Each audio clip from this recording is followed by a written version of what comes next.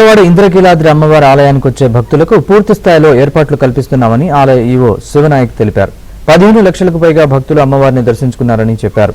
2 రోజులు అమ్మవారిని 3 లక్షలకు పైగా దర్శించుకునే అవకాశం ఉందంటున్న ఈవో శివనాయక్ తో మా ప్రతినిధి లీలా ఫేస్ టు ఫేస్. ఇంద్రకీలాద్రి అమ్మవారి ఆలయంలో దసరా శరన్నవరాత్రి వేడుకలు అత్యంత వైభవపేతంగా జరిగాయి. అయితే భవానీల రద్దీ అయితే మాత్రం ఇంకా కొనసాగుతూనే ఉంది. ఎందుకంటే వీకెండ్స్ కావడంతో శుక్ర శని ఆదివారాలు కూడా భవానీలు పెద్ద సంఖ్యలో ఆలయానికి వస్తున్నారు.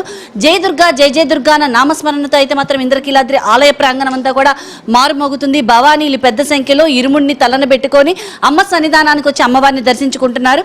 వచ్చేటటువంటి భక్తులకి ఎలాంటి ఏర్పాట్లు చేస్తున్నారు, ఇటు లడ్డూ ప్రసాదాలు ఎంతవరకు అందుబాటులో ఉన్నాయి, తలనీలాల కౌంటర్స్ దగ్గర ఎలాంటి ఏర్పాట్లు జరుగుతున్నాయి, ఇటు శవర్ బాతుల దగ్గర ఎలాంటి ఏర్పాట్లు జరుగుతున్నాయని మనతో మాట్లాడడానికి ఆలయ ఈవో సీనా నాయక్ గారు మనతో ఉన్నారు. వారితో ఒకసారి మాట్లాడదాం. సార్ నమస్తేనండి. సో దసరా శరన్నవరాత్రులు అత్యంత వైభవపేతంగా జరిగాయి. మరో పక్కగా భవానీల ఫ్లో పెరుగుతుంది. ఇంకా భవానీలు ఎంతమంది వచ్చేటటువంటి అవకాశం ఉంది? మేజర్గా మనకు భవానీ భక్తులకు సంబంధించి ఖచ్చితంగా ఒక భవానీ భక్తునికి 2 బాక్సులు అంటే 12 లడ్లు వస్తాయి. ఆ విధంగా రెస్ట్రిక్ట్ చేయడంతో వారు ఏం చేస్తున్నారంటే 2 లడ్లు తీసుకుంటున్నారు, మళ్ళీ వెంటనే వచ్చి క్యూలో నిలబడుతున్నారు. సో వారందరికీ కూడా మైక్లో చెప్పడం జరిగింది, ఖచ్చితంగా అందరికీ అవకాశం కల్పించాలి. ఎందుకంటే అమ్మవారికి సంబంధించిన లడ్డు తయారు చేసి భక్తులకు అందించడానికి రాత్రి పగళ్ళు 3 సెంటర్లలో మనం శ్రమిస్తున్నాము. కెపాసిటీకి మించి మనం చేయిస్తున్నాం. కాబట్టి మిగతా వాళ్ళు ఎవరికైనా కావాలనుకుంటే ఆన్లైన్లో బుక్ చేసుకుంటే ఖచ్చితంగా కొరియర్ చేసి పంపిస్తామని చెప్పి కూడా చెప్పడం జరుగుతుంది. అదేవిధంగా మనకు భవానీ ఘాట్ వచ్చేసి తర్వాత అదేవిధంగా ఇక్కడ దుర్గా ఘాటు, మనకు సీతమ్మ వారి పాదాల దగ్గర ఉండే ఘాట్లలో కూడా షవర్ బాత్స్ ఏర్పాటు చేయడం జరిగింది. అక్కడ మహిళలకు దుస్తులు మార్చుకోవడానికి కూడా అన్ని ఏర్పాట్లు చేయడం జరిగింది. సీతమ్మ వారి పాదాల దగ్గర ఉండే హోల్డింగ్ ఏరియా పక్కనే దాదాపు 450 మంది బార్బర్స్ని పెట్టి అక్కడ ఏదైతే తలనీలాలు సమర్పించుకోవడానికి కూడా మనం ఏర్పాటు చేయడం అనేది జరిగింది. ఆ విధంగా మనం ఎక్కడికక్కడ భక్తులు ఎవరు వచ్చినా ఎంతమంది వచ్చినా ఎలాంటి లోటుపాట్లు లేకుండా అన్ని ఏర్పాట్లు చేయడం అనేది జరిగింది. అయితే అమ్మవారు ఈ రోజు కూడా రాజరాజేశ్వరి దేవి అలంకరణలో భక్తులకి దర్శనమిస్తున్నారు సార్. ఎందుకంటే నిన్న చాలా మంది భవానీలు దర్శించుకున్నారు. ఈ రోజు దర్శించుకోలేని వాళ్ళ కోసం ఏర్పాటు చేస్తారు. అమ్మవారు ఇంకెన్ని రోజులు అలంకరణలో ఉండబోతున్నారు?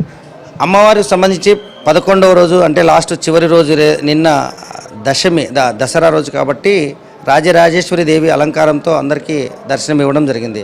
ఆ అలంకారము నిన్న అంతా ఉంటుంది. నిన్న దాదాపు 12 గంటల 38 నిమిషాల వరకు మనము దర్శనం ఇవ్వగలిగాము. జస్ట్ ఒక 1 అవర్ మళ్ళీ శుద్ధి కార్యక్రమం, మళ్ళీ తర్వాత అగైన్ ఆ అలంకారాన్ని డిస్టర్బ్ చేయరు, కానీ మళ్ళీ ఫ్రెష్గా మాలలు కానీ అవన్నీ పెడతారు. సో ఈ అలంకారం ఈరోజు రాత్రి 12 గంటల దాకా కొనసాగుతూనే ఉంటుంది. ఖచ్చితంగా ఇంకా రేపటి నుంచి యథావిధిగా మనకు వారం ఏ విధంగా అయితే అలంకారం చేస్తామో ఆ అలంకారాన్ని ఫాలో అవ్వడం అనేది జరుగుతుంది. సార్ మరి ఇంకెన్ని రోజుల పాటు ఈ క్రౌడ్ ఉండబోతుంది సార్? అంటే మనకి ఇంకా భవానీల ఫ్లో పెరుగుతూనే ఉంది. శ్రీకాకుళం విజయనగరం నగరం వైపు నుంచి కూడా దాదాపు 1000 మంది సంఖ్యలో వస్తున్నారు భవానీ దీక్షల విరమణకు సంబంధించి. ఖచ్చితంగా ఆదివారం రాత్రి సోమవారం వరకు ఈ రద్దీ కొనసాగే అవకాశం ఉంది.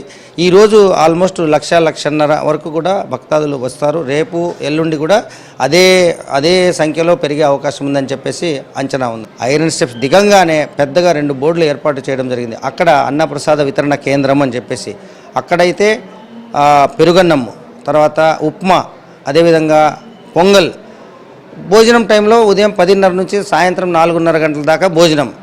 ఈ విధంగా 24/7 భవానీ వాళ్ళు కావచ్చు, ఏ రకమైన భక్తులు రావచ్చు, వారికి ఆ యొక్క ఆహారం అనేది అందుబాటులో ఉంచడం అనేది జరిగింది. భవానీలు వచ్చినా వారికి దర్శనాన్ని అలాగే వారికి ఫుడ్ ఫెసిలిటీని అన్నిటిని ఇవ్వడానికి మేమైతే సిద్ధంగా ఉన్నామని అయితే మాత్రం సీనా నాయక్ చెప్తున్నారు. కెమెరా పర్సన్ విలియమ్స్తో లీలా, ఏబిఎన్ ఆంధ్రజ్యోతి.